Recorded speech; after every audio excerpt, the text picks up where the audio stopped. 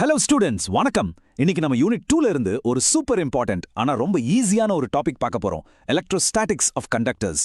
இது பார்க்க சிம்பிளா தெரிஞ்சாலும் எக்ஸாம்க்கு ரொம்ப முக்கியம். இதை நல்லா புரிஞ்சுக்கிட்டா நிறைய டஃப்பான ப்ராப்ளம்ஸ் கூட ரொம்ப ஈஸியா சால்வ் பண்ணிடலாம். வாங்க ஸ்டார்ட் பண்ணலாம்.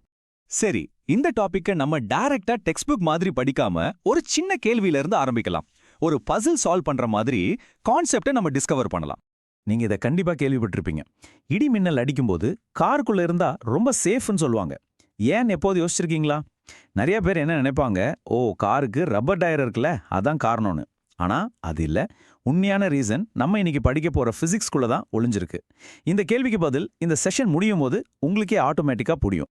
ஸோ இந்த காம்ப்ளெக்ஸான பிசிக்ஸ் கான்செப்டை புரிஞ்சிக்கிறதுக்கு நம்ம ஒரு சின்ன ரொம்ப சிம்பிளான ஒரு கதையை யூஸ் பண்ணலாம். சரி, இப்ப நல்லா இமேஜின் பண்ணுங்க. ஒரு ரூம்குள்ள ஒரு கூட்டம் இருக்கு. ஆனா அந்த கூட்டத்துல யாருக்குமே யாரையும் பிடிக்காது. ஒருத்தருக்கு ஒருத்தர் வெறுப்பு. அப்போ அவங்க என்ன பண்ணுவாங்க? முடிஞ்ச வரைக்கும் ஒருத்தரை விட்டு ஒருத்தர் தள்ளி தள்ளி போவாங்க. கரெக்டா? ரொம்ப தள்ளி போக முடியாது. சோ அவங்க அந்த ரூமோட சுவர் வரைக்கும் போய் ஒட்டிக்குவாங்க. அப்போ அந்த ஆளுங்கெல்லாம் எங்க இருப்பாங்க? அந்த ரூமோட சர்ஃபேஸ்ல, சுவர்ல மட்டும்தான். அப்போ ரூமோட சென்டர் நடுவுல என்ன இருக்கும்? ஒண்ணுமே இருக்காது, காலியா இருக்கும். எக்ஸாக்ட்லி இதேதான் ஒரு கண்டக்டருக்குள்ள இருக்கிற ஃப்ரீ எலக்ட்ரான்ஸும் பண்ணும். எலக்ட்ரோஸ்டாட்டிக் ரிபல்ஷன்னால ஒன்னு விரட்டிட்டு எல்லாமே அந்த கண்டக்டரோட சர்ஃபேஸ்க்கு ஓடி போயிடும். பாத்தீங்களா? இந்த ஒரு சின்ன அன்சோஷியல் கிரவுட் கதை, இந்த ஒரு அனாலஜியை வச்சு கண்டக்டர்ஸ் பத்தின 4 முக்கியமான எக்ஸாம்க்கு தேவையான ரூல்ஸை நம்ம இப்ப பார்க்க போறோம். நம்ம இதுங்க கோல்டன் ரூல்ஸ்னு கூட சொல்லலாம். Okay, so rule number 1. நம்ம கதையில ரூமோட நடுவுல யாருமே இல்லைல்ல. அதே மாதிரி ஒரு கண்டக்டருக்குள்ள எலக்ட்ரிக் ஃபீல்ட் எப்பவுமே ஜீரோவா தான் இருக்கும். Rule number 2.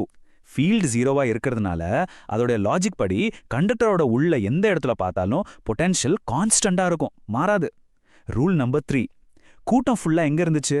சுவர்ல, யானி சர்ஃபேஸ்ல தான். கரெக்டா? அதே மாதிரி நீங்க ஒரு கண்டக்டருக்கு எவ்வளோ எக்ஸ்ட்ரா சார்ஜ் கொடுத்தாலும் அது எப்பவுமே அதோட அவுட்டர் சர்ஃபேஸ்ல மட்டும்தான் போய் செட்டில் ஆகும், உள்ள போகவே போகாது. Finally rule number 4. அந்த சர்ஃபேஸ்ல இருக்கிற சார்ஜஸ்ல இருந்து வெளியே வர்ற எலக்ட்ரிக் ஃபீல்ட் எப்பவுமே அந்த சர்ஃபேஸ்க்கு 90 டிகிரிஸ்ல, யானி பெர்பெண்டிகுலரா தான் இருக்கும். இவ்வளவுதான். சிம்பிளா இருக்குல்ல? சரி, இந்த ரூல்ஸ்லாம் தெரியுது. ஆனா இதை வச்சு என்ன பண்றது? இதை வச்சு ப்ராப்ளம்ஸை எவ்வளோ ஈஸியா சால்வ் பண்ணலான்னு பார்க்க ஒரு சின்ன கிளாசிக் எக்ஸாம்பிள் எடுத்துக்கலாம்.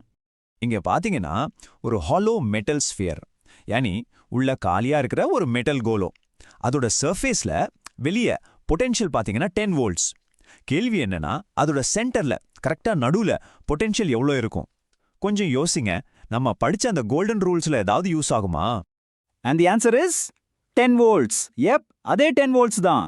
எப்படி ஞாபகம் இருக்கா? நம்ம golden rule number 2, potential inside a conductor is constant, அது மாறாது. சோ சர்ஃபேஸ்ல 10V னா உள்ள எந்த பாயிண்ட் எடுத்தாலும் சென்டரா இருக்கட்டும், வேற எங்க இருந்தாலும் அது 10V தான். சிம்பிள். ஓகே, இப்போ ஒரு முக்கியமான விஷயம். இந்த டாபிக்ல ஸ்டூடெண்ட்ஸ் மாட்டிக்கிற ஒரு காமன் எக்ஸாம் ட்ராப் பத்தி சொல்றேன்.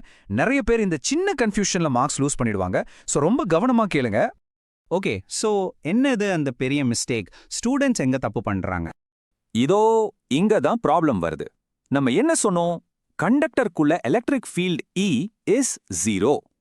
இத கேட்டதுமே ஸ்டூடெண்ட்ஸ் ஆட்டோமேட்டிக்கா என்ன நினைச்சுக்கிறாங்க? ஓ, E 0னா அப்போ பொட்டென்ஷியல் Vயும் 0 தான்னு. நோ, அது ரொம்ப பெரிய தப்பு. உண்மை என்னன்னா, E 0வா இருந்தா V 0 ஆகாது. V will be constant. அதாவது அது மாறவே மாறாது. இதை ஞாபகம் வச்சுக்க ஒரு ஈஸியான அனாலஜி சொல்றேன். ஒரு டேபிள் டாப்பை இமேஜின் பண்ணிக்கோங்க. ஒரு மேசை. அது ஃப்ளாட்டா இருக்கு, சரியா? அப்போ அதுக்கு ஸ்லோப் இருக்கா? சாய்வு இல்ல. Slope is 0. இந்த 0 ஸ்லோப் தான் நம்ம 0 எலக்ட்ரிக் ஃபீல்டு. ஆனா அந்த டேபிளுக்கு தரையிலிருந்து ஒரு உயரம், ஒரு ஹைட் இருக்குல்ல, அது 0 இல்லல்ல, அது ஒரு கான்ஸ்டன்ட் ஹைட்.